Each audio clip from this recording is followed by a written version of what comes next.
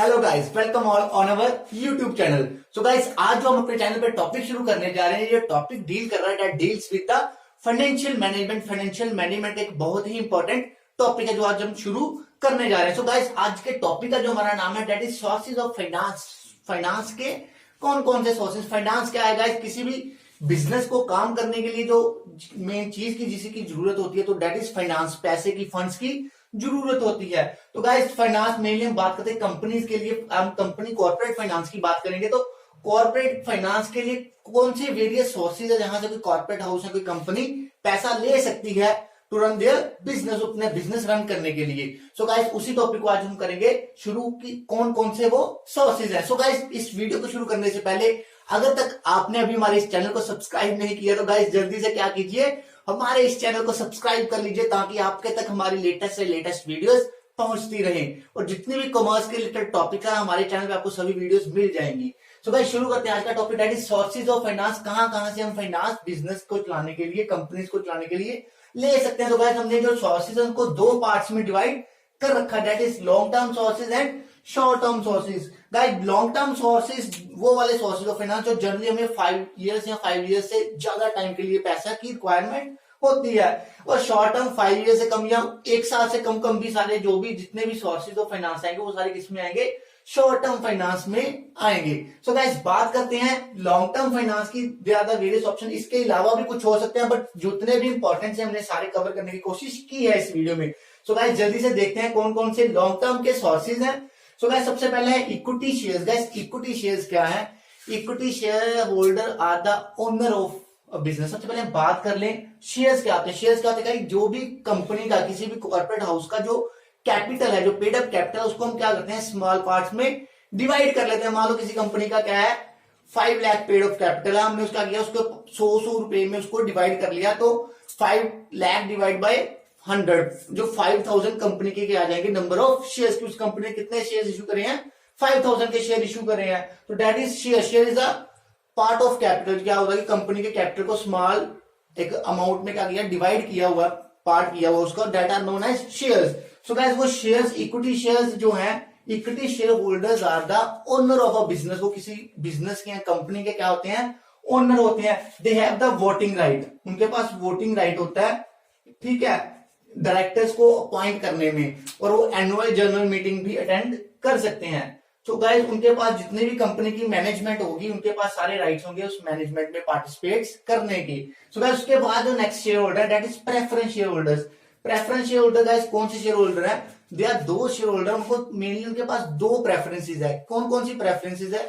सबसे पहले उनको जो डिविडेंड मिलेगा, डिविडेंड गाइस क्या है? जो शेयर के बदले में रिटर्न्स मिलते हैं, ठीक है, जो पैसे उनको मिलने शेयर होल्डर को, that is known as dividend.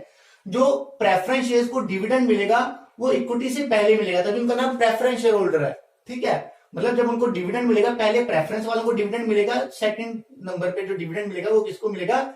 Equity shares को मिलेगा। बाद में किसको डिविडेंड मिलेगा? इक्विटी को मिलेगा। उस दूसरी प्रेफरेंस उनके पास क्या होती है कि at the time of termination, जब क्या होती है कि कोई कंपनी बंद होने जा रही है तो वो क्या करेंगे? पहले प्रेफरेंस शेयर होल्डर्स के पैसे रिटर्न करेंगे, उसके बाद इक्विटी शेयर होल्डर्स के पैसे रिटर्न कंपनी से होंगे।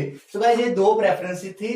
पहली प्रेफरेंस डिविडेंड पहले मिलेगा, दूसरी की टर्मिनेशन के टाइम पे उनको पहले पैसे उनके वापस मिल जाते हैं, शेयर्स की जो अमाउंट है।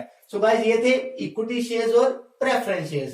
सो गाइस, उसके बाद हम बात करें इन दोनों पे मिलता है रिटर्न्स में क्या गाइस? डिविडेंड। क्या मिलेगा? डिविडेंड मिलेगा। उसके बाद बात करेंगे guys long term loans, debenture या बॉन्ड्स। गाइस, इस पे हमेशा क्या मिलेगा? इंटरेस्ट मिलेगा। इस पे क्या मिलेगा?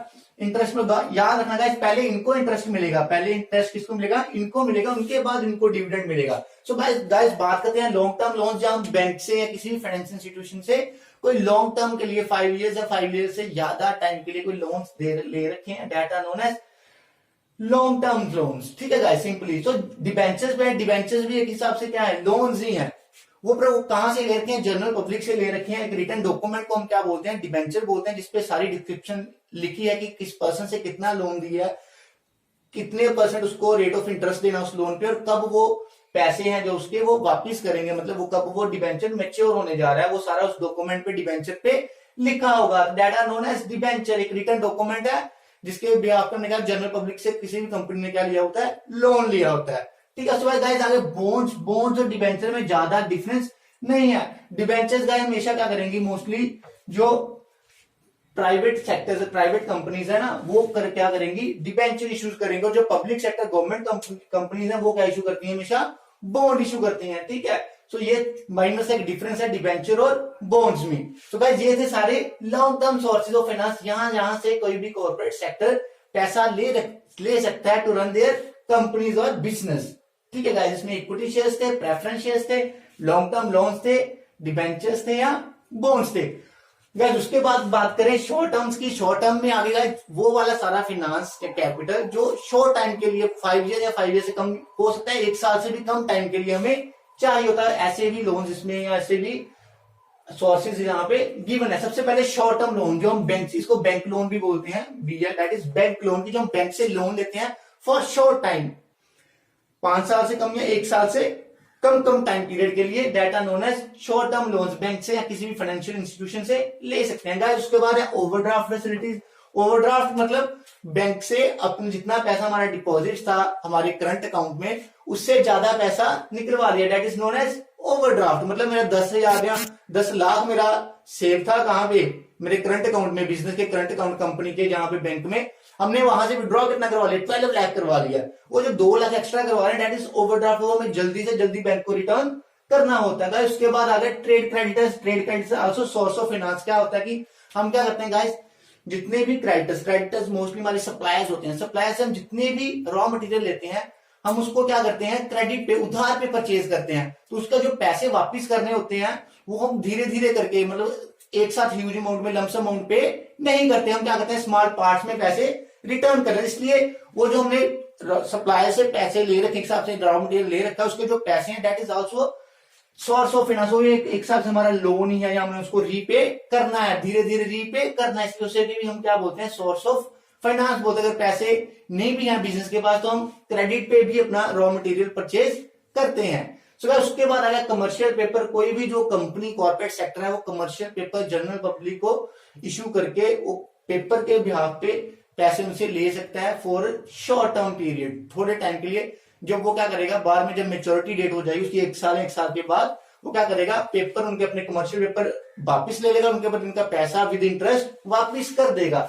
सो गाइस ये थोड़े सोर्सेज थे, short term sources of finance. So guys आज की वीडियो के लिए इतना ही था, जिसमें हमने लॉन्ग टर्म सोर्सेज और short term sources of finance cover कर लिए हैं। सो गाइस आगे भी इसी तरह हमारे साथ वीडियोस के साथ बने रहने के लिए हमारे इस चैनल को गाइस क्या कर लीजिए, सब्सक्राइब कर लीजिए, ताकि जो भी हमारी वीडियोस हो आप तक पहुंच रहे।